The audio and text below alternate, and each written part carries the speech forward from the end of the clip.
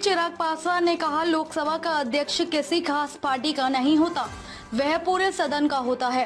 परंपरा है कि अध्यक्ष सर्वसम्मति से चुना जाना चाहिए। विपक्ष के हट के कारण यह स्थिति पैदा हुई है।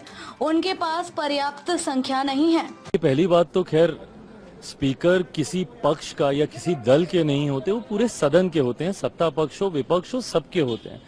ऐसे में सर्वसहमति से इनका चुनाव होना चाहिए, ऐसी एक परंपरा रही है।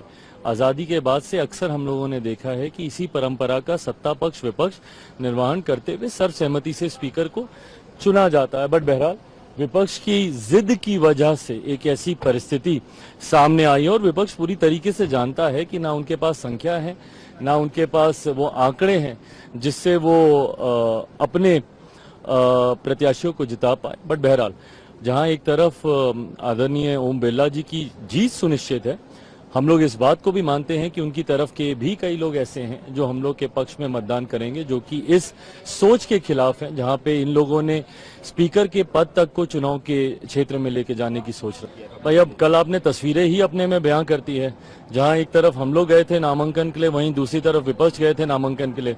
हम लोग के साथ पूरा एनडीए एकजुट दिख रहा था। उन तस्वीरों में जो तथाकथित इंडी अलायंस है, उसमें उस अलायंस के बड़े नेताओं को तो हम लोगों ने कम से कम सामने नहीं देखा। देखिए, शपथ के वक्त मैं नहीं मानता कि किसी भी तरीके के जयकारे लगाना, किसी भी तरीके की बातों को रखना, शपथ की एक अपनी गरिमा होती है, उसको निभाया जाना चाहिए।